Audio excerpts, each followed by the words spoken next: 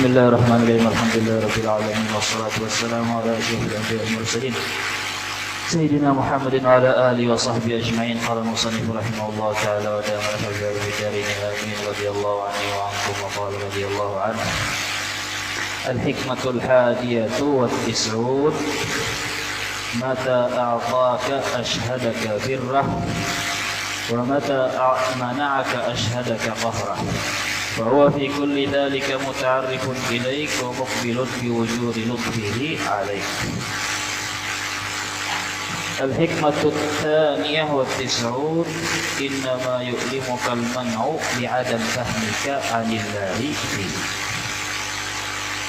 Hikmah Ibnu Athaillah As-Sakandari yang ke-91 berbunyi, mata a'taka,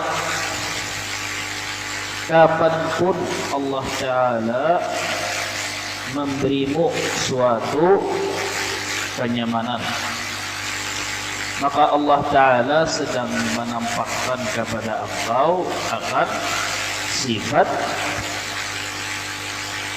kasih sayang atau kebaikannya dan sifat pemurahnya atau sifat jamal, keindahan, keelokannya.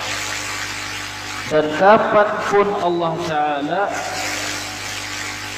menghalangi engkau atau memberimu cobaan atau sesuatu yang sakit, Allah Ta'ala menampakkan kepada engkau sifat maha penakluknya atau maha kuasanya, atau menampakkan sifat jalal, kebesaran, keagungan, keperkasaan, kekuasaan zatnya. Maka Allah Ta'ala di dalam setiap yang nyaman atau sakit sedang mengenalkan dirinya, mengenalkan sifat-sifat zatnya kepada engkau. Dan Allah Ta'ala sedang menghadapkan, artinya Allah Ta'ala menghadapi engkau dengan setiap nyaman atau sakit. Allah Ta'ala sedang menampakkan sifat kasih sayangnya juga sekaligus.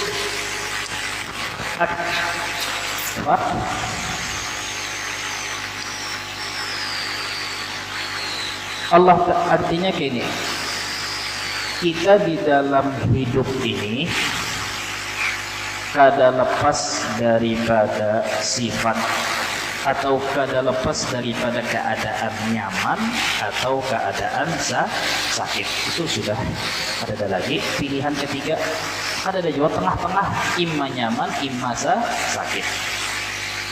Kesehatan imma sehat imma sakit, imma kawan ukar, ada duitnya atau kada ada, imma iyakah imma imma hati nyaman atau hati lagi kadanya nyaman. Kada ada pilihan ya kah?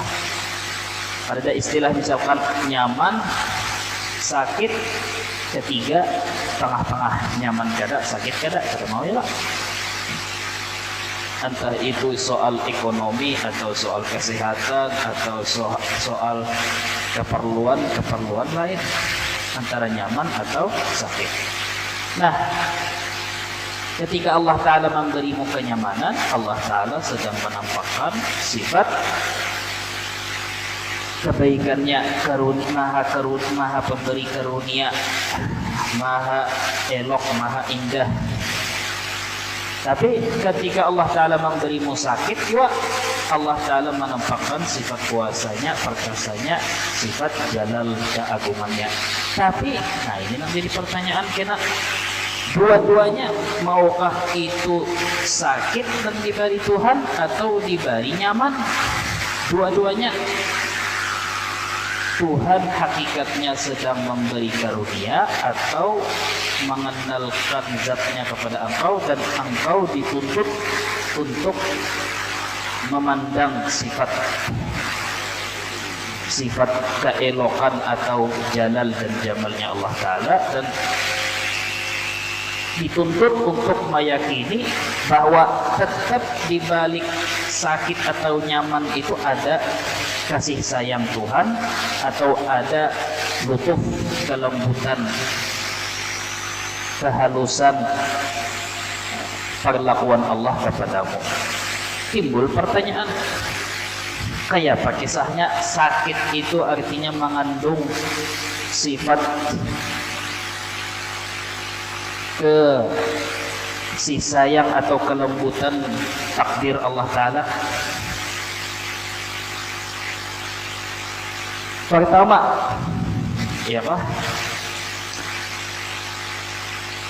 ada dua hakikat daripada memahami bahwa di dalam nyaman atau sakit, di situ nampak kasih sayang Allah Ta'ala atau maha bijaksana atau maha pemurahnya Allah Ta'ala.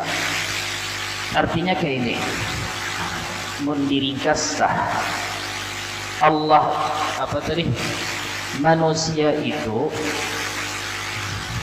hakikat daripada status manusia itu adalah hamba Allah Subhanahu wa Ta'ala. Jadi kita perlu menyadari, memahami dua hakikat supaya kita bahwa meyakini, kada sekadar mengimani, mempercayai aja, tapi meyakini bahwa di balik tiap nang sakit atau tiap nang nyaman dan sakit, di situ Allah Ta'ala maha kada berkurang apalagi hilang sifat Rahman Rahim dan sifat-sifat keindahan, keelokan atau sifat jalal Allah Ta'ala, kebesaran Allah Ta'ala. Ada dua hakikat yang perlu diketahui, disadari, diyakini. Hakikat pertama bahwa manusia itu dan seluruh makhluk pada hakikatnya suka kada suka, inya mengakui kada mengakui, menerima kada menerima, sekalipun inya itu anti agama, hakikatnya tiap manusia itu adalah hamba Allah. Apa maksudnya hakikatnya tetap hamba Allah? Orang kafir, orang Yahudi, orang Majusi kah? Kada kawa inya mendustakan bahwa inya itu setiap waktu diberi makani, diberi nyamak, diberi minum, diberi hinap, diatur, diberi nafas, diatur jantung inya, peredaran darah inya, atau intinya selalu status inya itu penerima kebaikan dan pertolongan Allah Ta'ala. Maukah inya mengakui hal itu atau inya kada mengakui?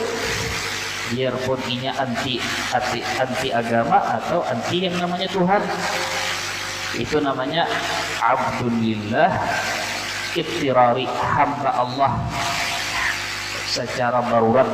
Artinya secara darurat artinya kenyataannya kayak itu. Lalu tujuan dicipta di alam semesta ini apa yang kita dahulu dituntut supaya mengakui status inya itu aja, dituntut mengakui status inya sebagai hamba Allah Ta'ala. Itu aja dituntut. Jadi sembahyang kah, zakat kah, haji kah, rukun Islam kah, rukun agama nang dahulu kah, agama Nasrani kah, Yahudi kah, apakah tetap tauhidnya itu sama, yaitu disuruh mengakui aja. Itu aja. Pada hakikatnya adalah disuruh mengakui. Lalu manusia ini barataan mulai nang wali besar sampai wala. Kayak apakah? Di situ yang kenapa ini jadi wali, kenapa itu jadi wala? Karena porsi mengakui kehambaan inya itu seperti apa. Jadi kita hendak tahu kenapa itu jadi wali, kenapa itu jadi berkaramat, kenapa itu jadi mulia di sisi Tuhan. yang pian ziarahi tah, yang pian elangi, yang pian ziarah, yang pian minta berkahnya apa, itu intinya inya menekuni atau kita mendalami mentahkik sebisa mungkin menjadikan realita atau menguatkan keyakinan inya sebagai hamba Allah Ta'ala. Itu aja tingkat pengakuannya kuat pada kita, lalu akhirnya lebih tingginya posisinya di mata Tuhan daripada kita. Jadi semakin orang itu kadang mengakui atau melarikan diri daripada mengakui, semakin jauh dari Tuhan. Itu aja. Soal sembahyangnya banyakkah, bacaan Qur'annya sehari sehatamkah, puasanya itu setahunankah, itu dampak daripada hakikat pengakuan inya tadi, daripada kadar porsi inya mengakui kehambaan itu. Itu sebabnya ketika ada orang ISIS kah atau nang bentuk kayak ISIS Khawarij, ibadahnya banyak sampai lituhutnya sampai bengkak, tapi inya kada keramat sama sekali, ya kah? Malah ada suatu hadis mengatakan mereka adalah anjing-anjing neraka. Mereka itu membaca Quran yang di dalam hadis, padahal ciri-ciri mereka padahal membaca Quran itu paling fasih, paling benar makhraj hurufnya sama kayak pertama kali Quran diturunkan. Ibadahnya, mereka melihat ibadahnya ikam minder saking kuatnya ibadahnya. Tapi Tuhannya itu sumber perpecahan, ketujuh memurtadkan orang, menuduh orang musyrik dan lain-lain. Intinya mereka itu adalah gila benar. Mereka merasa dirinya yang paling lebih suci dari Nabi sekalipun, dari orang soleh sekalipun. Kenapa orang itu ibadahnya yang banyak tadi, bacaan Qur'annya hafalan, hampir hafal Qur'an bacaan orang itu, kenapa jadinya ibadahnya kada bernilai? Karena hatinya menuhanakan dirinya jauh daripada mengakui ketuhanan Allah Ta'ala dan mengakui kehambaan dirinya. Nah, jadi pada hakikatnya itu dahulu keimanan itu, keyakinan kehambaan diri itu yang kemudian memancing orang beribadah atau memancing orang sabar. Nah, ini berkaitan.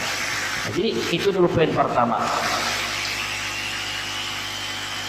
Tujuan daripada tercipta manusia itu di muka bumi supaya mengakui kehambaan inya, sedikit atau banyak atau tunggal di kita. Nah, kayak apa? Nah, jadi berarti sumber apa? Lalu dikatakan pulang bahwa sumber inya bahagia, inya hendak bahagia nang bujur-bujur bahagia, inya hendak tenang bahagia, aman sentosa hati dan lain-lain nang bujur-bujur bahagia nang sebenarnya. Kuncinya apa? Ya ini menghambaakan diri. Kan itu tadi. Nah, menghambaakan diri. Nah, supaya inya kau menghambaakan diri, inya perlu lingkungan, perlu suasana yang mendukung supaya inya kau menghamba diri. Inya perlu kultur, iklim, suasana, keadaan yang menolong inya itu supaya kau menghamba. Nah, ini pulang ini kebaikan Tuhan ya. Lalu Tuhan usahakan kultur itu, tahu ya kalau kultur itu kultur, iklim, suasana, keadaan itu Tuhan usahakan. Kayak apa? Iklim, suasana, keadaan yang menolonginya supaya jadi hamba bujur diputar-putar antara nyaman lawan sakit. Ya, diulah nyaman tapi kada balawasan, karena diulah sakit. Diulah sakit kada balawasan, pasti berlalu nyaman pulang. Ketika inya diulah nyaman, inya dituntut belajar mempraktikkan syukur. Ketika diberinya nyaman, disuruh mensyukuri. itu separuh dari tugas kehambaan. Ketika diberi sakit, inya dituntut untuk sabar. Itu separuh yang kedua, 50%-nya daripada tugas menghamba akan diri. Ketika inya sudah kawa sabar ketika sakit, kawa syukur ketika nyaman, itu paket komplit dari arti hamba Allah atau menghamba diri kepada Allah. Kita semuanya hamba, tapi ada yang menghambakan diri, ada yang kada. Dan yang menghambakan diri pulang, ada yang menghambakan diri benar, ada yang menghambakan diri sedikit. Tergantung ilmu, pengetahuan, wawasan, seberapa inya mengaji, seberapa inya belajar, seberapa inya berusaha. Itu aja, disingkatlah. Kayak apa inya kawa sabar mau pada diberi sakit, kayak apa kawa syukur mau pada diberinya nyaman. Jadi ya Pak. Jadi kalau inya diberi nyaman, terus inya jadi inya ini andai katanya bersyukur, kita akan membahas nang ada bersyukur, nang ada sabar. Kita akan membahas itu dulu. Kita membahas andai katanya diberi nyaman terus, lalu syukur terus, kawalah jadi hamba pada awal. Kenapa? Karena ketika kita diberi nyaman lalu kita syukur itu baru kita mengakui bahwa Tuhan yang memberi. Tapi belum mengakui bahwa kita itu inggih pun disakiti, inggih pun orang ditaklukakan, inggih pun diapai apa aja disakiti. Nah, berarti itu belum hamba. Yang namanya menghamba diri kan artinya mungkin memberi ulun mengakui itu berian pian, lamun pian pada memberi ulun akui bahwa ulun ini dasar lemah. Mun ulun lemah berarti lemah itu sifat hamba. Jadi ketika diberi nyaman saja bersyukur, misalkan ya bersyukur, belawasan nyaman terus, kapan inya merasa lemah berhajat lawan Tuhan, kapan? Karena ya kah, maka otomatis belum merasa lagi bahwa inya itu hamba, karena belum merasa berhajat. Kayak itu juga misalnya diberi sakit terus, lalu inya sabar mengaku diri kada kuasa, mengaku diri bahwa inya itu tuli, bisu, buta, miskin, jelek, apalagi kada berdaya, apa ya kah? Diberi sakit terus, itu sudah 50%, tapi inya kada mengakui bahwa Tian Maha Pemberi. Karena inya kada diberi nyaman, diberi sakit terus. Kalau inya diberi sakit terus, di mana inya melihat bahwa Tuhan itu Allah Ta'ala sebagai Tuhan, sedangkan Tuhan itu artinya nang becak memberi. Mun inya kali diberi lalu, kapan inya melihat Tuhan Allah Ta'ala itu sebagai Maha Pemberi? Kada melihat, inya kada melihat hal itu. Karena diberi sakit terus. Secara umum kayalah. Sehingga yang namanya hamba Allah Ta'ala itu sepaket antara sabar lawan syukur.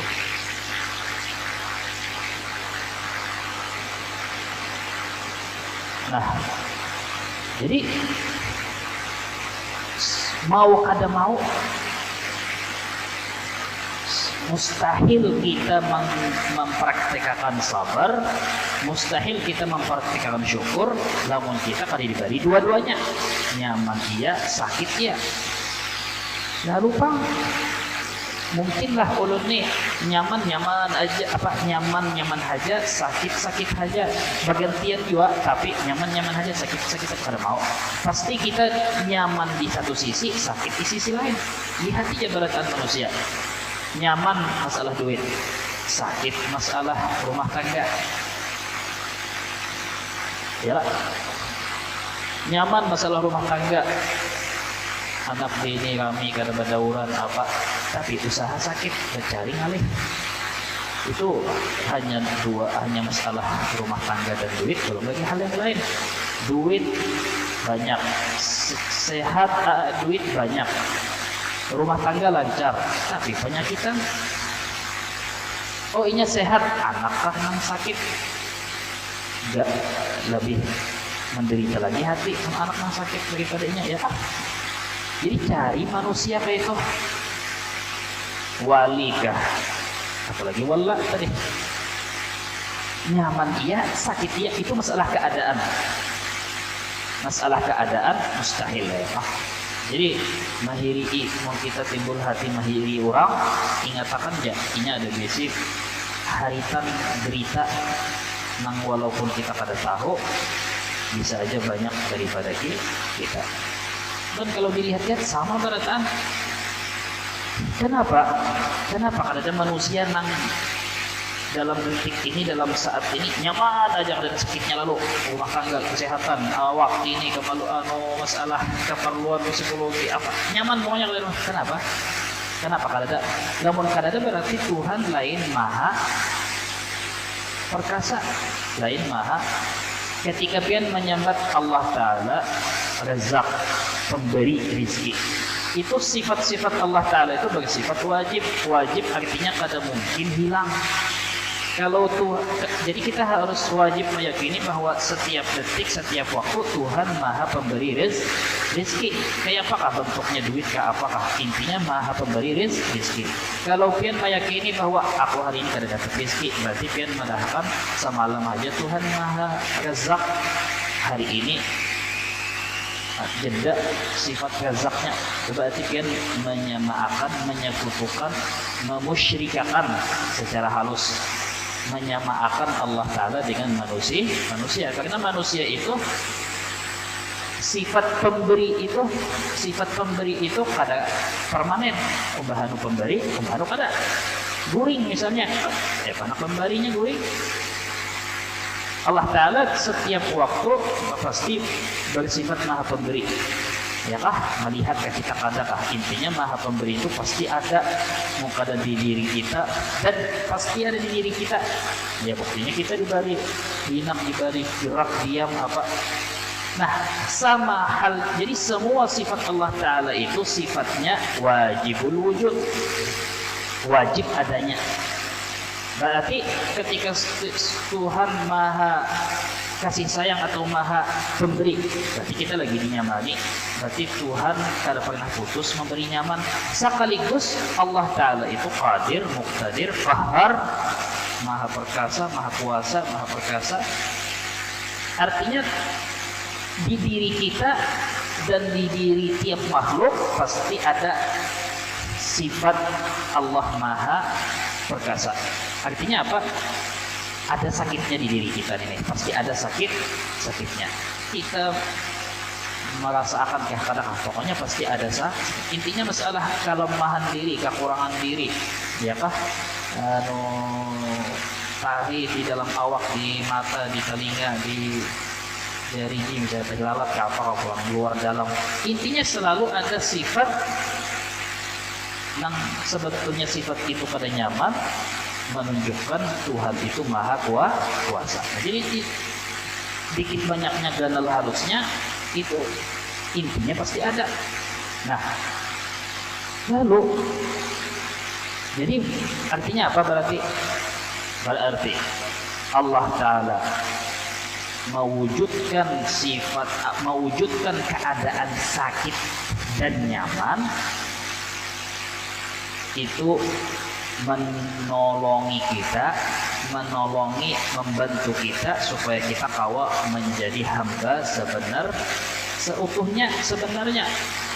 Menolongi, kalau tanpa itu kita kada mungkin menjadi hamba, pada diberi suasana sakit dan nyaman, keadaan nyaman dan sakit. Maka dengan demikian baru kita di hati aja tah, belum lagi sabar syukur, baru di hati kita aja sudah mengatakan makna yang disampaikan Ibnu Athaillah itu sudah awal daripada husnudzan, baik sangka lawan Tuhan. Itu awal daripada sabar, awal daripada syukur. Nah, itu satu. Itu hakikat pertama yang wajib diketahui. Satu, cukuplah diketahui, cukup diketahui, diingat, dilatih, diingat terus waktu kita nyaman kayak ini, karena sehingga ketika kita sakit ada hilang. Orang banyak ketika takajud dapat musibah, dapat sakit, dulu meledak dulu, menimpa surangkah, apakah menampar urangkah, tapi banyak hanya aku menyesal, aku hilang. Nah, kalau hilang bujur itu. Kenapa? Karena kada ingat. Kenapa kada ingat? Karena kada sepi mengatakan. Kenapa jadi kada mengatakan? Kada mengaji. Kenapa jadi mengaji? Liburnya lawas benar gurunya. Gurunya juga yang salah. Nah, itu hakikat pertama lah supaya kita nih, sehingga supaya kita melatih dan terlatih mengatakan bahwa aku lagi sakit loh ini, ya kah? Bahwa Tuhan lagi membantu kita naik pangkat di dalam menghambakan diri lawan sedikit dulu. Nah, orang yang memilih untuk tetap sarik lawan Tuhan, tetap kada mensyukuri, artinya menggunakan barian Tuhan untuk maksiat, entah itu anggota awak, mata, telinga, organ tubuh, atau harta, rumah, tetangga, kendaraan, HP, itu kada usah dikisahkan. Kita mengisahkan untuk suluk menuju kepada Allah Ta'ala itu apa? Kedua, pertamalah Tuhan hendak menolongi supaya kita kawa menjadi sempurna untuk standar kita. Manusia itu kesempurnaannya ada di dalam kehambaannya. Ini menjadi sempurna, pastinya kesempurnaannya karena disempurnakan Tuhan. Intinya kita kawa jadi sempurna ya lah. Kawa jadi sempurna karena disempurnakan Tuhan. Kayak apa disempurnakan Tuhan? Ketika kita menjadi hamba sebanyak-banyaknya porsi, setinggi-tingginya. Itu dulu wajib fardhu ain kita tahu masalah itu. Kedua, hakikat kedua. Itu orang banyak mendengar sudah bahwa setiap cobaan yang sakit-sakit tadi, tiap musibah atau kesulitan, di balik tiap kesulitan dan musibah itu kita tahu bahwa itu pertama apa? Itu kafaratan lahu an ma'siyah, entah itu menjadi kifarat penebus dosa yang pernah ada, atau kada mesti dosa, tanbihan lahu an ghaflah, menagur inya karena sedang lalai. Apa maksudnya sedang lalai? Inya lagi kenyamanan. Inya kada menggawi maksiat kada, cuman lagi kenyamanan lawan bingka berandam, lawan apa tuh nih? Salad buah, steller, is mabuk, is liur, wadai lapis, misalkan, ya kah? Bukber, kada menggawi maksiat kada, cuman lagi lengah lawan Tuhan. Tuhan kesayang dikit lawan orang ini, diberi musibah, diberi kesulitan supaya inya sadar dari lengahnya aja, ya kah? Yalah. Atau musibah dan kesulitan itu tujuannya hendak meningkatkan semangat orang inya tetap kada menggawi dosa, inya kada lengah lawan Tuhan, tapi inya lagi menurun semangat inya di dalam menghamba diri kepada Allah Ta'ala. Diberi kesulitan atau musibah supaya tetap semangat. Makanya tadi yalah tergantung orangnya masing-masing. Kita ini kira-kira bukan kifarat benar ya kah? Mun lengah harus ditakuni banget lengahnya.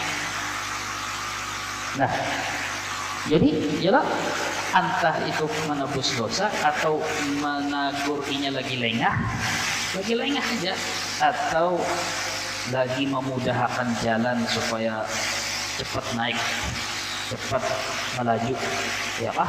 Nah, maka ini hakikat kedua,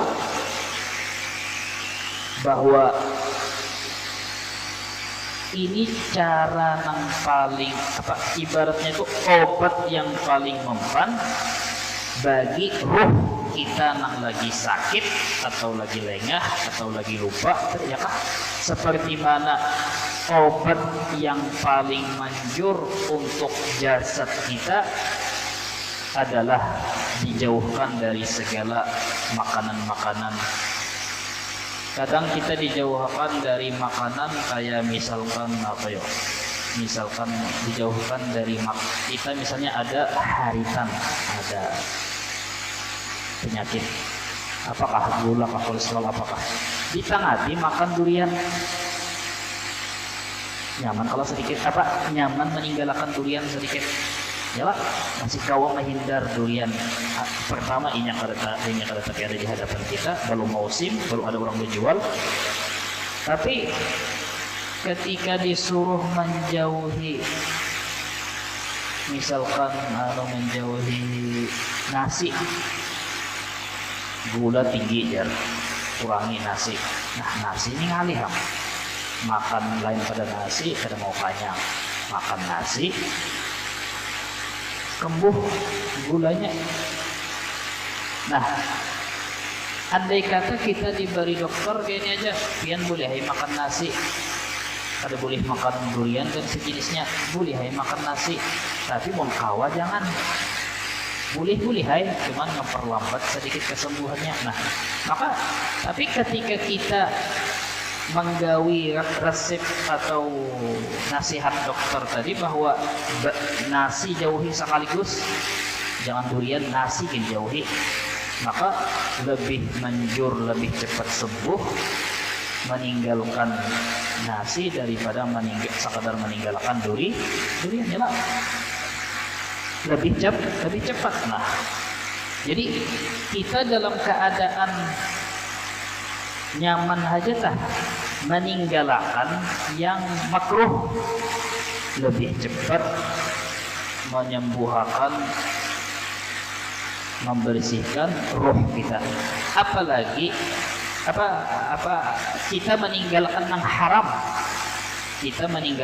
haram, lebih cepat itu menyembuhkan ruh kita daripada penyakit dan dosa macam-macam. Tambahnya menjauhkan diri daripada nang makruh. Tambah pulang babuhan aulia itu sampai nang halal dikurangi.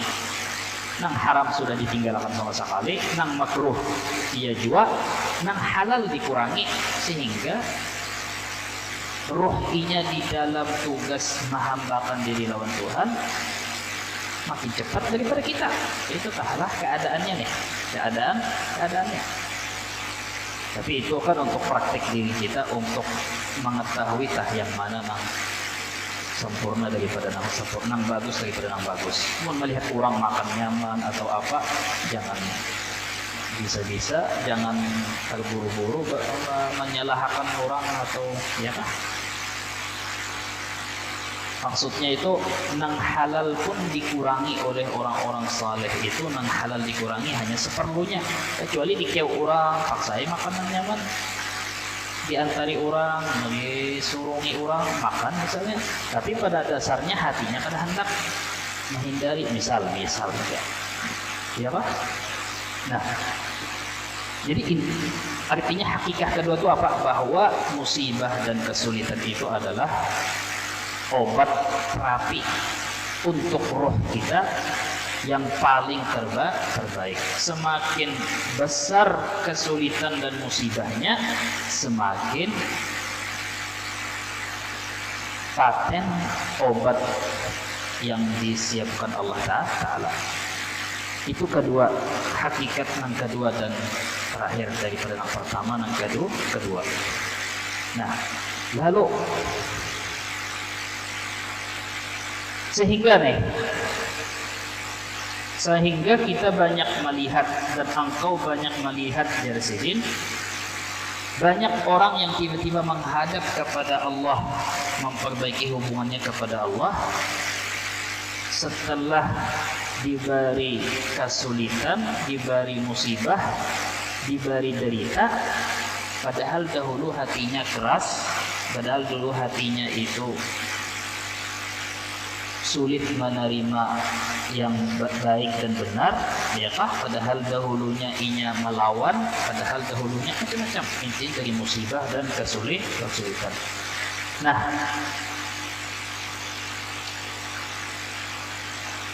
lalu ada pertanyaan, ya kah? Timbul ada orang bertakun, lalu di mana keadilan Allah Ta'ala ketika melihat ada di antara kita orang nang inya diberi cobaan buta atau tuli atau lumpuh cacat, bisi penyakit nang ada obatnya, lumpuh apa misalnya cacat, ya kan, nyaman-nyaman Allah cacat, padahal inya kada pernah melakukan dosa, kada pernah melakukan kesalahan sepanjang hidup inya. Misalkan ada orang tapi ada salah, tapi diberi kesulitan musibah itu luar binasanya, ada khawatir bayang-bayang, ada ngalih disandang. Di mana bentuk keadilan Tuhan? Kan jarnya tadi kesulitan dan musibah itu bisa jadi karena kifarah tebusan dosa, bisa jadi karena teguran lengah, bisa jadi karena mempercepat inya menuju kepada Tuhan, naik kepada Allah Ta'ala dengan doa dan lain-lain. Sedangkan ada orang yang inya kada pernah lengah lawan Tuhan, bahkan kada pernah menggawi dosa. Kenapa diberi cobaan kesulitan nang hampir, ya kah, hampir sebenarnya jarang orang mendapatkan cobaan itu saking beratnya. Maka ujar ulama arif billah nih, fi kulli jalal jamal, di dalam setiap kebesaran Allah Ta'ala masih ada keindahan, keelokan, sifat kasih sayang Tuhan. Artinya kita salah menghukum, menilai seseorang itu menderita hanya karena zahir. Nah, ini penting. Itu disebut takhayul. Umpama kayak ini, kita melihat ada orang cacat, misalkan cacat, langsung menuduh atau langsung menilai bahwa orang ini menderita. Nah,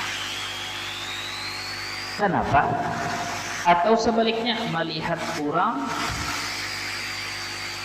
sugih, dia bini bungas, ya kah, anak buah banyak, sehat, sigar bugar, ya kah, padahal tiap hari inya menggawi nang salah, tiap hari menggawi nang ada baik, ya kah,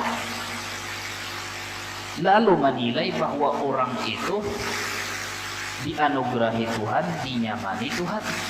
Nah, ya lah, melihat kita inya tampilan luarnya itu inya mewah, megah, senang, ceria, ya kah, langsung menilai orang itu langsung menilai orang itu gembira atau bahagia atau beruntung atau dinyamani Tuhan. Sebaliknya, melihat orang pina cacat atau ada bisi penyakit atau pada berduit, langsung menilai orangnya menderita. Nah, di sini hikmah 692 itu menjelaskan, pertama, menilai orang nyaman sakit itu rahasia orangnya sendiri.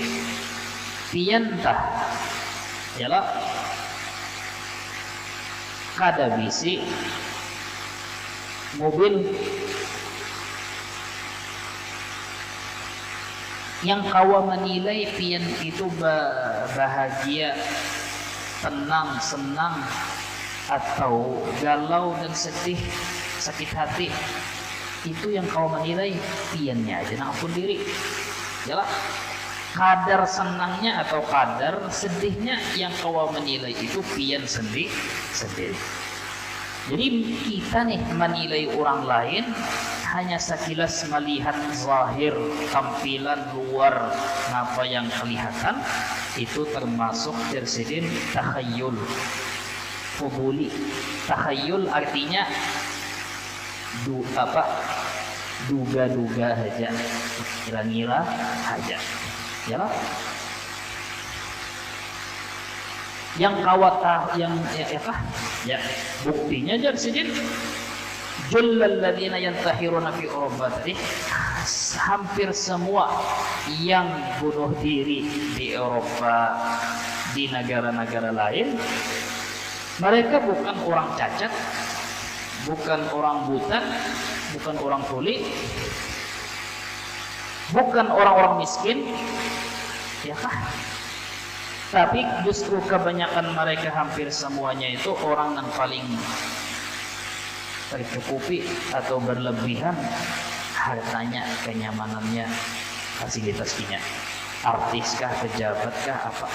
Ada yang bisa guru belum melihat orang miskin bunuh diri, kelelet hutang, dahulunya sugih, lalu inya patuh nyaman, waktu nyaman inya kada tapi belajar ingat lawan Tuhan, pas diambil Tuhan sekali takajud, sekali diambil Tuhan takajud, kalelet hutang situ sini, ada yang kawainya sabar, kada suah belajar, apalagi malatih, kada suah di belajar mengingat, tiba-tiba inya takajud, kada ada kebaikan inya nang maulah inya supaya ingat, kada ada jua, tiba-tiba miskin ditagih orang pulang mau baik bunuh diri. Nah itu lain jasa, itu dasar miskin, matinya bunuh diri karena miskin, itu miskin nang mendadak, dahulunya nyaman, tapi maksudnya cariakan seikung mulai lahir atau mulai halus sudah inya hidup jadi pemulung kah, berjualan kacang aja kan nang ujung 5.000 sehari, hasil jualannya atau apa. Lihat, bunuh diri adalah dasar-dasar asalnya kada ada, asal-muasalnya kah ada. Soal ini kita tetamu orang-orang nakal ini melajari jadi maling, merampok, membunguli orang atau membegal orang, lalu tiba-tiba lalu ditangkap, lalu misalnya apa narkoba, lalu bunuh diri, itu lain jasa. Itu maksudnya tuh bunuh diri karena miskin mulai awal, hampir kada ada. Bunuh diri karena mulai awal sudah buta atau mulai awal ada misi haritan, ada. Malahan banyak dari orang-orang yang aslinya memang itu, inya paling gembira, paling ketawa, paling kada tahu di arti galau. Malah nang gancak mata melihat, nang banyak duit, malah nang banyak mobil, yang banyak kepikiran bertepi guling. Biar orang ini jangan menyimpan duit di bawah tilam, menyimpan duit diri kiningin, takutan kalau pina hangus, kalau pina error sedikit mendengar mengandak duit. Di manakah misalnya di BTA, ada tahu apa BTA? Kena dikira apa? Bank BTA ini soalnya ada berita, ada kasus orang tiba-tiba uangnya sejuta hilang, hancur tukang sudah. Malihati mencik dari kini kayak masih ada duitnya, usia sama usia diambil, mau diambil bang dianak di rumah, pas di rumah usia pulang diambil orang atau ini kebakaran atau ya. Jadinya anak di bank ini kadatan tenang siapa kadatan itu duit. Nah maksudnya dari ya kah? Jadi poin utamanya itu apa? Kada berhentilah Presiden menilai orang beruntung atau kada beruntung, nyaman atau sakit dari tampilan luarnya. Nah, lalu hikmah nang 92 itu apa jarnya? Innama yu'limukal man'u, sesungguhnya yang maulah ikam sakit atau yang maulah hati kamu sakit karena diuji musibah atau kesulitan, itu karena ikam kada paham li'adami fahmika anillah, karena ikam kada pinandu, kada paham lawan Allah Ta'ala. Artinya kada terbiasa dan kada tahu cara Allah Ta'ala itu berurusan lawan hambanya. Ya lah, itulah kan hikmah yang sebelumnya kita dijelaskan sudah. Ini cara Tuhan hendak supaya ikam ini, hendak supaya ini, lalu Tuhan mengulahkan suasana keadaan nyaman dan sakit supaya ikam kau mahamba pasti gembira, pasti bahagia. Makanya kadang ada misalnya orang mendahulu waliullah atau inya waliullah lalu bunuh diri, atau ulama arif billah orang ini lalu bunuh diri atau mau obat atau narkoba misalnya, ya kah? Karena dikit banyaknya buhannya paham pinandu kenal lawan Allah Ta'ala tuh kayak apa sih berurusan lawan hamba. Pada usaha jadi alim benar, mengaji aja gini kayak pian kelihatan benteng dari kelihatan bahwa ilmu nang pian tuntut itu menjadi benteng hati pian ketika pian lagi susah atau ditimpa kesulitan. Nah, misalnya malam hari raya habis duit kan sudah. Mau ya ingat sedikit. Habis dari situ kemari apa itu ini anak ini THR apa anak nih kalau baju ini kan belum lagi beli kampung ini ditagih. Nah, ya kah? Habis galau sedih sedikit tapi ingat tahu nih misalkan tahu sudah. Nah, lalu jadinya gini ya kah? Yang jadi tolak ukur itu adalah misalkan kayak ini, aku paham sudah, aku belajar paham bahwa Allah Ta'ala itu maha kasih sayang, maha lembut, maha mengenalkan diri kepada aku di dalam sakit dan nyaman. Tapi aku tetap merasa sakit ketika diberi ujian, diberi cobaan, tetap sakit. Nah, sakit yang dimaksud di sini adalah sakit hati. Mustahil orang yang paham lawan Allah Ta'ala itu hatinya sakit. Kalau awakinya sakit itu pasti. Nah, ini supaya kita paham juga. Misal melihat Nabi Muhammad, apalagi aulia, Nabi Muhammad anak meninggal, menangis silin. Sahabat bertakon, bisa juga lah dia menangis. Pak sahabat masih ada paham lagi bertakon. Dikira sahabat orang nangis itu tanda hatinya kada sabar. Padahal kita dapat apa? Nabi sekalipun pun awak silin berdarah sakit aja juga kayak orang. Mata kah, telinga kah, atau pipi silin rabit kah karena pedang atau batu, gigi silin hancur, sakit samanya kayak orang mati 2 kali sakitnya daripada orang biasa. Jadi ketika kita melihat Nabi, tak apalagi melihat aulia ini misalkan awak ini kena calak kah, penyakit apakah lagi misalnya awak inilah awak itulah sakit maharit ma'andu mawah ya kah, ada berduit kah bagi bahasa kelaparan kada dalam dimakan, tapi bisa lapar, bisa sakit, bisa maharit, bisa sama aja kayak orang lain. Itu jangan dijadikan ukuran, itu maksudnya. Makanya ini berhubungan dengan sebelumnya tadi, bahwa sekalipun kita melihat ada pemulung di luar kelaparan ini, diberi sepotong roti, semua besar makan, behemat makan. Jangan dikira bahwa inya kelaparan kah, inya keuyuhan kah, itu menunjukkan bahwa hatinya uyuh juga, atau hatinya maksudnya itu uyuh tuh inya kada sabar. Hati bisa sedih anak meninggal kayak Nabi tadi lah, nah, tapi hati sedihnya hati itu bukan berarti hati itu kada gembira. Nah ini pula. Jadi yang dimaksud di sini adalah sakit hati karena protes lawan Allah Ta'ala, atau sakit hati kada menerima ketentuan Allah Ta'ala, itu yang dimaksud. Jadi jadinya hanya maulah hati ikam sakit, artinya protes, artinya gelisah dan putus asa oleh cobaan dan kesulitan karena ikam pada paham. Adapun kalau ikam paham, hati ikam kada mungkin putus asa atau berpikir menyakiti diri, bunuh diri dan lain-lain, atau misalkan galau berlebihan. Kalau masalah sedih, Nabi bisa aja sedih. Jadi jangan dikira orang itu bang wala khaufun alaihim wala hum yahzanun, wali itu aulia Allah itu tiada takut dan semuanya, tiada mereka bersedih. Tiada mereka bersedih urusan akhirat atau urusan hubungan ini lawan Tuhan. Masalah bini meninggal, anak meninggal, kuitan meninggal, tetap aja sedih. Nah, lalu jarnya supaya kita paham daripada Allah. Nah, ini pulang tambahan daripada hikmah sebelumnya bahwa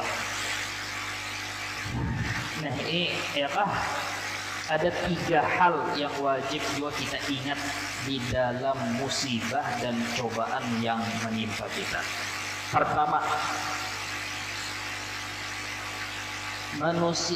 Pertama yang wajib dipahami bahwa nikmat-nikmat dari Allah Ta'ala itu hanya terasa nikmatnya itu, nikmat Allah Ta'ala hanya terasa nikmatnya itu, nikmatnya terasa berharganya itu ketika kehilangan ya Pak. Ini hikmah pertama. Jadi artinya apa?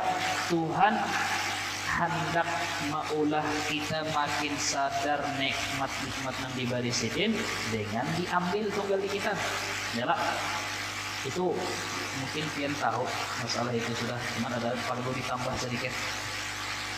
Di antara tujuan Allah Ta'ala memberi kita cobaan dan kesulitan apa? Yaitu mengingatkan lawan kita harganya, nilainya barian sidin. Kita lalai lawan kesehatan, dibuang-buang, akhirnya diambil Tuhan kesehatan kita sedikit, akhirnya sadar bahwa kesehatan itu bernilai berharga. Dan seterusnya, hartakah? Diambil harta, dahulu kita buang-buang, yang tiba-tiba bangkrut, hanya sadar bahwa ternyata selama ini luar biasa nilai daripada harta ini berian Tuhan. Hanya mau artinya apa? Pahaman yang selain itu, Tuhan menyuruh kita tuh sayang lawan barang yang kita miliki ini deh. Nah, ini penting. Pian ada bisi rumah, ada bisi kendaraan, sepeda, bisi baju kah, pakaian, kopiah, selawar, apa. Sayang lawan barang-barang ini dan benda-benda ini. Hukum dunia kada malah disuruh Tuhan. Kita disuruh Tuhan sayang, cinta lawan barang-barang fasilitas-fasilitas dunia ini. Maka kita ditangati dari jalan hukum dunia. Kita disuruh menyayangi dengan pandangan bahwa ini semuanya adalah berian Allah Ta'ala, wajib dihargai dan wajib dimanfaatkan untuk akhirat.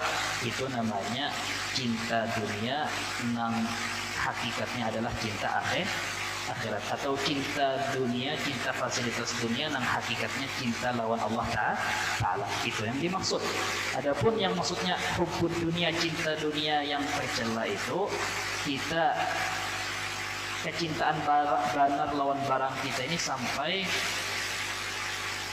kita kada ingat bahwa ini berian Tuhan, sampai kita rela meninggalkan kewajiban demi dunia ini. Itu yang maksudnya hubbud dunia yang dicela tuh Tuhan. Adapun hubbud dunia yang hakikatnya hubbul akhirah, itu tadi kita disuruh sayangi rumah, sayangi pakaian, baju. Tuhan sarik kita merabit-rabit baju biar baju itu murah. Dia rabit-rabit karena ada alasan, karena ada sebab dia rabit-rabit. Apalagi misalnya kendaraan. Ya ternyata di sekolah kuitan hanyar, kendaraannya dipatul-patul diganti knalpotnya supaya berisik. ya kan, ganti warnanya misalkan, dibuang-buang duit. Nah, Tuhan benci lawan orang yang kada menyadari nilai barian cidin. Tuhan benci. Artinya berarti apa? Tuhan menyuruh kita sayangi. Jadi ketika pian pagi-pagi tak bangun bersesimpun, bersapu, jangan sahjaku bersapu supaya disayangi bini, takutan bini. Nah, itu udah dapat pahala. Sahjaku bersapu pertama karena mengikuti sunnah Nabi, karena menolongi bini, misal karena aku sayang lawan lemari, meja, apalagi di rumah nih buku-buku, apalagi barang-barang yang halus, sofa, kursi, tikar, keramik, supaya jangan ligat ke samut, misal sapu mampel, misal ya lah. Nah, ini kadang coba biarlah kelihatan aja banyak kejadian gitu, kurang isi kendaraan setahun aja makanya kan ada apa-apa, kan ada cacat, kan ada apa-apa, nggak akan hendak umpat gaya-gayaan melihat orang karena hanya hati, lalu berhari-hari kepikiran pas hendak mengganti ya kemana mencari duitnya, kemana kepikiran, tunggu ya pada sampai seminggu lempak ke kendaraan inya namanya pakai, iya jar orang meraju jar kendaraannya. Nah, contohnya ya lah, padahal kendaraannya, mobilnya atau kendaraannya itu bagus-bagus saja, ada cacat apa. Beda halnya misalnya aku kendaraannya rancak mogok atau rancak pecah ban, lalu terpikir mengganti, ada duit aku mengganti, insya Allah baik-baik aja di mata Tuhan. Tapi ini kada ada apa cuma karena gaya-gayaan. Di hati kada, HP-nya sih bagusan, masih iPhone 13, pada sampai setengah tahun keluar nang hanyar, ulang rami-rami pada padanya pamer, hendak juga ganti, lihat nih kata siapa, pecah tak layar betulnya. Kalau pecah kita doakan pecah. Ada maksudnya cuman kada mesti jorang, cuman intinya maksudnya ketika kita ini berpikir menganggap sesuatu yang kada kita miliki itu lebih bernilai daripada apa yang di tangan kita. Nah, di situ dosa kecil atau dosa tersembunyi, dosa hati maksudnya. Artinya setelah di situ sudah berkurang kecintaan kita, penghargaan kita lawan barang yang ini nyata-nyata diberi Tuhan, dan nyata di situ ada hilang tugas kita menggawi perintah Tuhan. Tuhan menyuruh sayangi, kita kada sayang lagi, kita sayang lawan nang kadada. Nah, itu termasuk rumput dunia.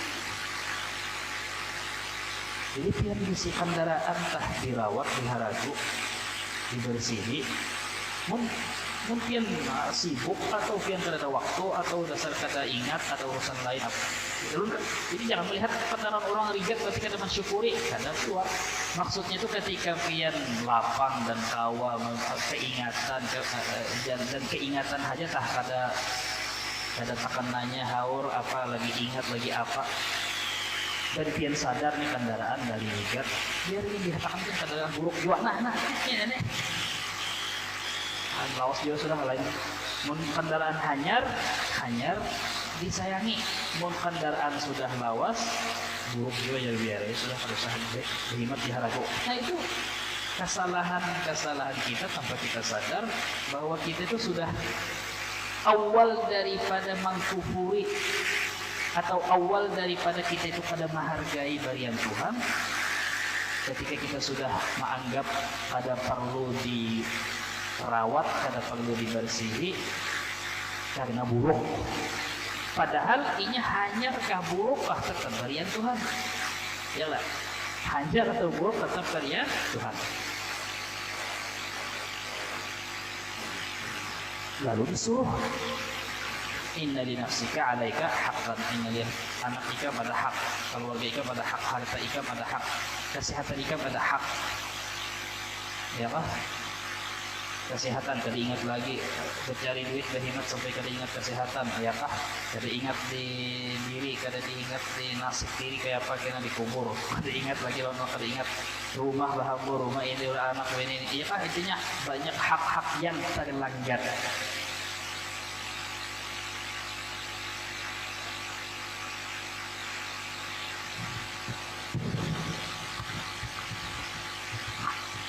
Iya kah? Karena apa? Nah muka ini kan apa lagi kada disayangi, rusak baterainya. Saya coba kira-kira Tuhan. Ya.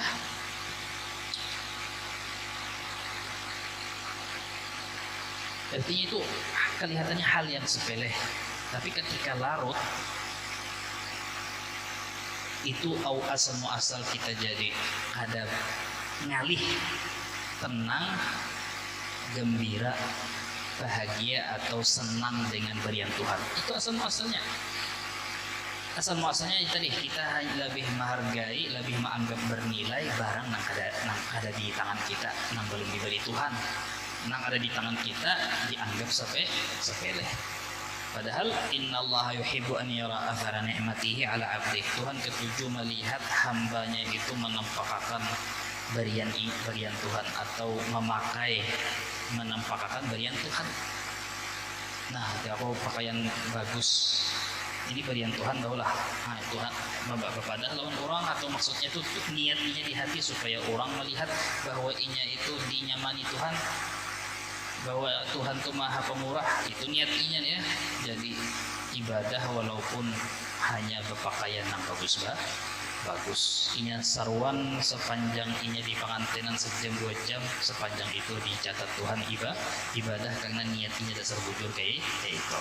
Tapi kan ada bukti-buktinya juga orang dasar bujur kah niatnya kayak itu, tapi belum episodenya lagi kena episode. Artinya nah ini sebab kedua. Nah ya, perhatikan sebab kedua atau hikmah yang kedua daripada Tuhan memberi ujian, cobaan, musibah. Hikmah yang kedua, kita diberi cobaan atau kesulitan, dan kesulitan cobaan itu pasti sesuatu, itu pasti merupakan yang diambil Tuhan. Kesehatan diulah, diberi penyakit atau diberi sakit berarti diambil Tuhan kalau kesehatannya. Berduit benyaman tiba-tiba habis duit, diambil Tuhan kalau nikmat nyaman. Nah, cobaan dan kesulitan itu hikmah kedua supaya Tuhan hendak memadahkan lawan kita, meyakinkan, mengingatkan lawan kita bahwa inilah hakikat daripada sebuah persinggahan. Ini bukan tempat persinggahan terakhir, tapi hanya tempat kita numpang lewat. Menyadarkan lawan kita bahwa kayak inilah fasilitas atau kualitas sebuah persinggahan atau sebuah numpang lewat dari jalan. Jadi dunia ini kan hakikatnya adalah apa tadi? Sebuah perjalanan haja. Perjalanan itu artinya kadang menetap. Mbahanu lewat ke daerah nang rami, banyak tokonya, banyak alfamatnya. Mbahanu lewat daerah nang alih mencari banyak. Artinya apa? Artinya jangan terlalu berpingkut lawan apa aja fasilitas benda-benda yang ada di tangan ikam nikmati atau ikam miliki wah ini. Jangan terlalu sayang. Nah, coba hikmah yang pertama tadi apa? Supaya menyuruh kita sayangi. Hikmah pertama tadi apa? Diambil Tuhan, diberi kesulitan, cobaan apa? Supaya kita sadar nilainya, berharganya, supaya kita sayangi. Yalah. Hikmah yang kedua apa? Jangan tapi disayangi benar, supaya jangan disayangi benar, jangan bergantung benar, karena inilah sifatnya dunia, hanya numpang lewat. Karena pas di akhir perjalanan dunia diambil Tuhan berataan. Jadi hakikatnya cobaan dan kesulitan yang kita jalani waktu hidup itu adalah latihan sebelum diambil Tuhan berataan. Ini kemun mati, kesehatan diambil, nyawa diambil, bahkan mata telinga buta cacat lumpuh total atau harta diambil dibagi jadi warisan, anak bini diambil, bini dikawini orang, maka masih patut kawan kan nama ambilnya. Artinya hukum final tiap manusia itu diambil Tuhan berataan, cuman sebelumnya diambil tunggal dikitan, baru dibari pulang, kena diambil dibari. Kesehatan diambil, kena dilatih bahwa kena kecang diambil sama sekali. Seperti mana awalnya dibari, padahal sorong pada bisi, kena dicabut berataan, bebulik ada bisi lagi nih, kayak asal muasal kada bisi. Nah, artinya berarti apa, dari dua hikmah yang kelihatannya tadi menyuruh sayangi, kedua menyuruh jangan disayangi banget. Artinya apa? Itulah inna apa ummatan wasata tadi, tengah-tengah, sedang-sedang. Maksudnya apa sedang-sedang? Sayangi dunia, fasilitas dunia ini dengan pandangan kenapa jadi sayang, bukan karena bendanya yang disayangi, tapi karena ini kado berian dari sang kekasih dari Tuhan. Sama kayak kekasih tadi, ma'antari hadiah atau apakah, lalu disimpan, disayangi, dipakai. Sarik jawab kena ayang kita pada pakai, dianggapnya kena kita itu pada ketujuh, kita pakai, lalu kita sayangi, kita kusut-kusuti karena itu berian dari si ayang tadi, kekasih tadi, ya kah? Jadi bukan karena bendanya, padahal paling jam tangan diberi ayang tadi, tapi jamnya jam palsu pulang, ya kah, KW. Tapi yang memberi siapa? Ya kah? Nah, berarti disuruh sayangi benar karena ini barian Tuhan. Barian Tuhan itu supaya si jin makin himung, dipakai untuk kebaikan, taat ibadah. Itu yang disebut syukur. Lalu disuruh ingat-ingat ini adalah dunia, jangan bergantung, maksudnya jangan bergantung lawan barang ini. Ketika hati tiba-tiba menyimpang, awalnya sayang lawan barang ini karena berian Tuhan, tapi karena kelimpatan larut menikmati sampai kada ingat bahwa ini berian Tuhan, nyanyok nih kenyamanan, ada kesempatan maksiat, dipakai barang ini gasan, atau terpikir hendak makai maksiat, atau baru saja terpikir hendak makai maksiat, kada terpakai lagi untuk ibadah misalnya, lalu diambil Tuhan. Kenapa diambil Tuhan? Maka karena sayangnya aku lawan barang ini sudah keluar dari jalur yang semestinya. Jalur yang semestinya aku sayang lawan ini karena berian Tuhan, tiba-tiba aku sayang lawan barang ini karena barang ini yang menyamani aku. Barang ini yang jadi seakan tanpa sadar menuhanakan secara halus lawan barang ini. Jabatan ini yang maulah aku mulia, pangkat ini yang maulah aku dihormati orang atau mulia di mata. Nah sudah, ya udah. Duit ini pang yang maulah aku berharapan dihirani orang misalnya, ya kah? Nah di situ kena hikmah daripada yang kedua tadi, diambil Tuhan sebagai terapi mengobati hati yang lagi sakit tadi. Hikmah yang ketiga yang sama kayak hikmah sebelumnya adalah supaya tadi semakin meresapi makna penghambaan kepada Allah Subhanahu wa taala, yaitu di balik tiap musibah dan cobaan tujuannya adalah supaya mempererat hubungan penghambaan diri kepada Allah. Dan simbol atau ini supaya kita tahu nih, kita ini sudah bujurkah terperhatikan masalah penghambaan kita lawan Tuhan kadanya, dipadahkan sini bahwa al-du'a mukhul ibadah. Patokannya bahwa kita itu sudah bujur menghamba kepada lawan Tuhan, doa. Doa itu adalah simbolnya, patokannya ibadah. ketika orang nih kenyamanan benar sudah lawan barian Tuhan, kada ingat lagi apa, lalu ampih berdoa. Nah, kenapa jadi ampih berdoa? Karena sudah mulai inya candu mabuk lawan barian Tuhan, kada ingat lawan tujuan sebenarnya barian ini siapa, barian dari siapa, ya kah? Nyanyuk nih lawan barian Tuhan. Pasti orang kayak itu karena inya sudah jabat, makin dinyamani, makin rentan, makin bahaya inya menjauh dari penghambaan kepada Tuhan. Yalah buktinya paling ngalih manusia itu ketika sudah lengkap sugih, visi jabatan di mata manusia. Maksudnya jabatan kan harus jadi pejabat apa, intinya ditokohkan, dihormati, entah karena jabatan, entah karena ilmu, entah karena apa. Sugih, bungas, keturunan mulia, rupa bagus, suara bagus, ya kah? Dihormati orang, dihormati pejabat, orang ini ya kah? Jadi melihat orang kayak Gus Kumpul kah? Lalu sih misalkan ya kah, melihat orang kayak Gus Kumpul tah, lalu hanya karena ada zahirnya kata salah dikit lalu berhingat menuduh sidin lah wali kayak apa itu ini. Kita belum tentu sanggup jadi kayak sidin. Jika kita jadi separuh atau seperempat atau sepersepuluh dari kenyamanan yang sidin diberi Tuhan, mungkin kita sudah jadi Fir'aun.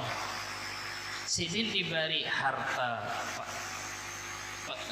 paling termasuk paling sugih di antara orang sugih, rupa suara atau penghormatan manusia, intinya kan zahirnya nih semuanya pemberian kenyamanan yang diberi Tuhan, lalu tiba-tiba melihat kayak itu hendak juga atau misalnya mahiri atau menganggap misalkan kenapa itu wali lah kayak itu bisi motor larang itu ya kah.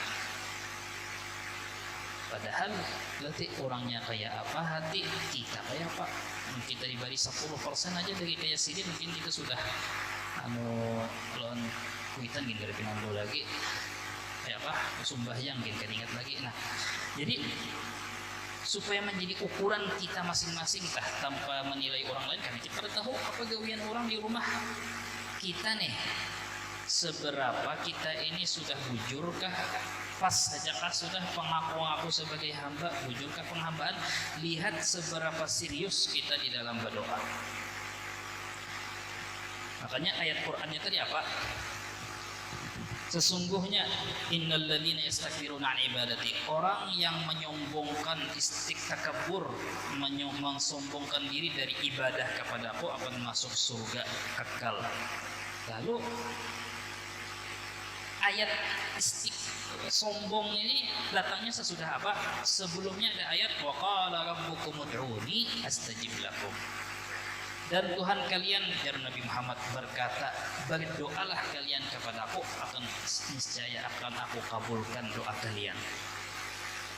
Ayat sebelumnya, sesudahnya innalladzina yastakbiruna, sesungguhnya orang yang sombong dari ibadahku. Maksudnya apa? Maksudnya doa, iya, ibadah yang kumaksud adalah doa.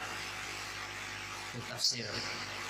Sebelumnya menyuruh berdoa, sesudahnya kepada karena orang seakan-akan menyebut karena orang yang bersombong dari ibadahku, berarti ibadahku yang mana maksudnya doa.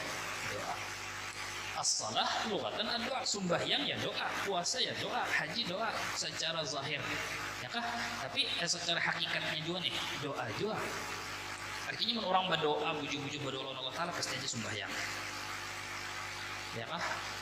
Tapi orang yang sembahyang karena ikut-ikutan orang banyak, bisa aja karena ikut-ikutan orang banyak. Ketika ini sorongan, tapi berdoa. Dan ketika orang lagi ramai acara apa, akbar, maulid akbar berdoa, ini berdoa, tangannya benar angkat, mata inya kemana-mana kah, hati inya melamun apakah sambil bergayaan. Kalau dihiga tangan amin itu lain berdoa, dan memang hati inya kada pernah tergerak untuk berdoa. Kenapa? Kebetulan inya lagi nyaman, ada masalah hidup. Ketika inya lagi merasa ada masalah hidup, merasa ada perlu lawan Tuhan. Ketika inya merasa ada perlu lawan Tuhan, ya ini awal daripada istikbar. Jauh daripada inya memanfaatkan kesempatan ini orang lagi berdoa, banyak-banyak berdoa hati acuh dengan orang sekitar. Kebanyakan orang wah ini berdoa melihat kanan kiri, melihat kanan kiri pina khusyuk berdoa, berdoa khusyuk ya kah? Atau mun yang memimpin doa tuh orang wali besar kayak Habib Umar kah, atau ini atau orang walinya tak kelihatan karamannya apa misalnya, hanya oh gitu sangkaan baik sangkainya tiba-tiba meningkat. Padahal semestinya tah siapakah yang memimpin berdoa walaupun zahirnya orang yang penting saleh lah munfasik, baik kita berdoa sorangan, maksudnya yang memimpin nih asalkan zahirnya saleh sudah ya kah? Atau biarpun mestinya biarpun yang kita umpat orang banyak kadakah namun kita dasar hati lagi merasa perluan Tuhan, biar di dalam motor kah, biar di lapangan kah, di pasar kah, hati tetap sebetulnya bermunajat lawan tuh, bermunajat kalau galau apa kada sadar lawan lingkungan kanan kiri, hati lagi berdoa. Misal kuitan pian lagi garing kah, galau misalnya, atau duit pian habis, lagi perlu bener duit habis, pian berjalan di pasar kah, pian ada di lapangan bola kah, tetap hati pian galau, hati pian tetap menunggu pertolongan Tuhan. Ya Allah ya Allah, lagi nanti orang lagi ramai uciakan nonton bola, aku rasa hampa juga hati. Ya Allah tolongin. Padahal itu berdoa. Jadi orang pun dasar hati berdoa, pun dasar inya merasa perlu lawan Tuhan, inya kada menunggu doa berjamaah. Ya kah? Karena inya merasa perlu. Nah, coba sekarang melihat hal ihwal kita nih, hanya nyaman sedikit kada ada masalah sama sekali, sudah rasa kada perlu lawan Tuhan. Ya kah? Kasa lengkap sudah hidup. Jangankan kada berdoa lalu, berkurang berdoa lawan Tuhan, masih hai berdoa tapi berkurang, itu aja yang perlu pastinya kita khawatir gelisah. Artinya apa? Mun berkurang semangat kita berdoa, artinya berkurang juga rasa perlu lawan Tuhan. Ketika merasa berkurang perlu lawan Tuhan, rasa berkurang perlu lawan Tuhan, berarti kadar nang perlunya lawan siapa? Merasa lebih perlu lawan diri sendiri, artinya memindahkan, menuhanakan diri 70% atau 30% perlu lawan Tuhan, tapi 70%-nya kada perlu lawan Tuhan. Perlunya lawan siapa? Entah lawan diri sendiri, entah lawan orang yang ongkosi, menyamani, mengirimi duit kan cak. Pokoknya siapa yang kita anggap memberi manfaat, itu yang kita anggap perlu. Sehingga kadar berdoa lawan Tuhan berkurang juga. Mun lengah kada tapi lagi ingat Tuhan, kada tapi lagi mengaji, kada tapi lagi ada nama ingatakan wala kawan wala apa wala melihat di siaran kajian yang bagus di internet apa, tanpa sadar terkikis rasa perlu lawan Tuhan deh, sampainya merasa 0,01 aja rasa perlu lawan Tuhan. Lihat aja orang ini pasti kada terlibat doa. Lalu hendak jadi patokan orang itu berdoa padanya, waktunya surongan dah, waktunya ya kah? Nah, supaya kita tahu kadar kita lawan kadarnya pangkatnya orang arif billah tah. Orang arif billah itu sekalipun inya di tengah acara gembira sukacita tah, pengantinan anaknya kah, atau di tengah pengantinan kah, anaknya pengantinan, atau inya lagi dihormati orang banyak, lagi di puncak-puncaknya nih kenyamanan, hatinya kada berkurang sedikit pun rasa perlu lawan Tuhan. Nah itu di situ jadi ngalih tak jauh. Jadi ketika Nabi Muhammad nih, kita mengakhiri kisah pengajian ini, Nabi Muhammad itu kita tahu sudah kayak apa waktu di Makkah 11 tahun 12 tahun kayak apa diapai orang, 10 tahun kah 11 tahun pulang di Madinah kayak apa diapai orang musuh-musuh pecah ini pecah itu, kabit ini berdarahan macam-macam. Ketika Sidin menaklukkan kota Makkah beserta semua sahabat-sahabat Sidin, Abu Sufyan siapa-siapa di hadapan Sidin tunduk karena kau berkutik lagi di kota Makkah. Padahal itu kesempatan Nabi. Kun fayakun, ibaratnya satu kata ingin menyuruh, penggal bulunya habis sudah. Pembuhan yang pernah melempari bangkai, menyakiti, hampir membunuh, atau minimal rasa bangga lawan perjuangan hampir sia-sia udah berjuang 20 tahun, pada sia-sia udah sabar, minimal ada rasa itu. Ini ketika Nabi berkhutbah di hari penaklukan kota Makkah, Nabi apa yang dibaca Nabi? Ya, kita mestinya merenungkan pas membaca takbir hari raya. Nah, baca Rasulullah menunjukkan nih kayak apa Sidin kadang merasa sama sekali bahwa Sidin itu punya daya upaya, punya peran, punya kuasa di dalam penaklukan kota Makkah atau kejayaan Islam. Padahal Sidin lagi qimamin nasri, a'la qimamin nasri, setinggi-tingginya kejayaan penaklukan kota Makkah. Seluruh bangsa Arab, kawan dan lawan, musuh, mantan-mantan musuh Sidin tunduk di bawah kada berkutik. Seluruh pulau Arab tahu kabarnya, segan takut. Tuan Romawi Persia takutan mendengar kabarnya. Apa mukaddimah pembuka Sidin berkhutbah jadi Sidin, la ilaha illallah wahdah, tiada Tuhan selain Allah. Sadaqa wa'dah, maha benar di dalam janjinya. Wa nasara abdah, yang maha menolong hambanya. Kalau pun menyambat yang maha menolong Muhammad, yang maha menolong Nabi Muhammad. Separuh barang Tuhan yang menolong, yang ditolong aku. Ada juga nasara abdah, maha menolong hambanya. Ya lah. Kada merasa diri Sidin itu ada fana.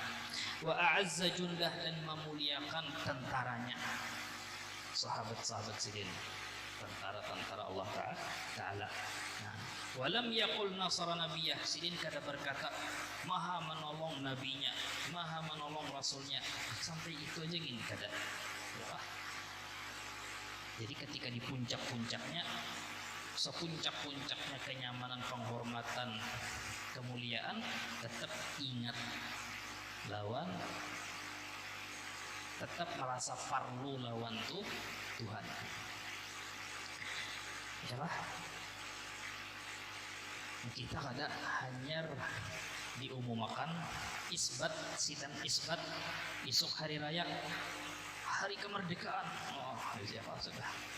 Arti aku sebulanan sudah, alhamdulillah, setelah kita sebulan penuh puasa, tengah malam tahajud, sehari membaca secus tadarus, alhamdulillah kawasa hatam sebulan. Timbulan sebulanan puasa kadang malah meningkatkan rasa kehambaan diri lawan Tuhan, pertolongan Tuhan. Karena yang ada malah bertinggi harap aku tamat ini tuntung hatam ini aku alhamdulillah ikut tahulah aku terpang sombong mau sebulanan pada suah absen semua tarawih tahulah alhamdulillah sebulanan ini kada pang sombong tahadus bin nikmah benar ya. Tapi masalah muntung tuh kan jadi patokan orang bergayaan kata apa maksudnya hati nih, seberapa inya merasa jadi dari situlah kita tahu kita kayak apa, orang kayak apa, supaya kita jangan menilai bahwa ibadahnya, masalah sembahyangnya aja yang jadi patokan, tapi hati mereka itu seperti apa. Jadi intinya di antara hikmah Allah Ta'ala tadi, yang paling besar hikmah Allah Ta'ala, di antara yang paling besar hikmah Allah Ta'ala tadi memberi kita cobaan, kesulitan, musibah, di antaranya adalah mempertahankan rasa perlu di dalam hati kita lawan Tuhan, atau setidaknya menyelamatkan kita yang hati rasa kada perlu lawan Tuhan tiba-tiba jadi jartu rokok dulu Habibullah Harun banyak santri kawan kami mengadu, kenapa kita ini awal bulan puasa berhimat berencana aku kena sebulan ini, bulan tahun ini, bulan puasa tahun ini aku mahatam mahatam 5 kali, aku sembilan tarawih pokoknya ditarik di situ, kadang 80, pokoknya 100 rakaat tiap malam. Ini pas 10 hari bulan puasa kendor sudah, uyuhlah ikut acara inilah apalah lamahlah apa. Lalu jadi sidin ya di antara hikmahnya supaya Tuhan menegur ikam, supaya ikam itu meyakini atau bertambah yakin atau sadar bahwa ikam itu la haula wala quwata illa billah, bahwa selama ini ikam berniat bahwa ikam langsung sembahyang, ikam nang kuasa, ikam nang mampu, Tuhan hendak menegur ikam, memberi ilmu kasih sayang sidin lawan ikam, menegur lawan ikam bahwa nah ini nang sebenarnya hakikat ikam itu adalah ikam kada kawa sembahyang itu, ikam kada kawa menulusakan kehendak ikam tanpa pertolongan atau rasa bergantung lawan Tuhan. Jadi tetap walaupun artinya walaupun pian misalkan yang biasa sembahyang tarawih istiqamah tiba-tiba mogok di tengah jalan atau gagal, kegagalan itu atau Tuhan kada menolongi pian beribadah pada malam itu yang pian gagal, di situin ada apa? Muta'arrifun ilaik, Tuhan mengenalkan zatnya kepada engkau. Apa mengenalkan? Artinya walaupun itu menjadi musibah, cobaan bagi orang saleh bahwa ini ibadah gagal di tengah jalan, itu aja musibah zahirnya, itu menjadi musibah bagi orang saleh. Ini kalau kau sembahyang, kalau kau tengah malam itu musibah bagi buahnya. Tapi di balik musibah itu tetap Allah Ta'ala ada melupakan kita, dan di situ Tuhan mengenalkan lawan kita bahwa yang kuasa itu sidin, lain kita, artinya lain orang saleh yang ingin merasa kawa istiqamah sebulanan sembahyang puasa nang kayak pakai ya kah. Nah itu tadi artinya ketika gagal, tapi jangan dilarukakan. Aku pada kau sembahyang subuh landau jam 9, kalau Tuhan juga nggak maha kuasa, hitungannya hendak main kata mahulut-hulut. Artinya apa? Artinya disuruh merencati atau disuruh menghidupkan rasa farlu di hati supaya kemudian tergerak hati untuk berdoa. Kemudian ketika seorang sudah berdoa lawan Tuhan, walaupun kada dikabulkan Tuhan, walaupun musibahnya masih berjalan, tapi ketika kalian sudah berdoa itu berarti musibahnya sudah berlalu, atau inti dari musibah, tujuan Tuhan dari musibah tercapai, yaitu apa? Yang mau berdoa. Duit tapi berdoa kadanya datang, duitnya malah berkurang, nggak ada. Sakit kan ya sembuh malah bertambah. Terbukanya musibah itu bukan ketika musibah itu hilang, tapi ketika hati mau sudah berdoa lawan Tuhan, mau munajat, mau meminta tolong, mau meningkat rasa perlu lawan Tuhan, rasa butuh lawan Tuhan, itu tujuan Tuhan, berarti itu sudah jawaban atau solusinya sebelum Allah Ta'ala melepaskan musibah yang menimpa tadi, ya kah? Fal nuraddid jami'an ma huna syirul ubudiyah lillah, maka kita mari sama-sama jarsidin meningkatkan lantunan-lantunan atau panggilan-panggilan kehambaan kita kepada Allah, dan menyadari tadi bahwa di dalam setiap pemberiannya atau musibah yang sidin bari, di situ ada tujuan, di situ ada pengenalan, mengajak kenalan, dan memberi ilmu di balik itu semuanya. Mudah-mudahan Allah Ta'ala mengabulkan segala hajat kita, mudah-mudahan Allah Ta'ala mengampuni segala dosa-dosa kita baratan, mudah-mudahan Allah Ta'ala menerima amal ibadah kita yang sedikit dan kada seberapa, mudah-mudahan Allah Ta'ala memberi kita ilmu yang manfaat, diingatkan dan dikembalikan ingatan ilmu tadi di setiap saat, di saat kita nyaman ingat lawan Tuhan, dan ditolong bersyukur di saat kita sakit diberi ingat lawan kehendak sedin, lalu ditolongi untuk bersabar ala tilkan niyah wa ala ma nabi aslafun salihun. Al-Fatihah.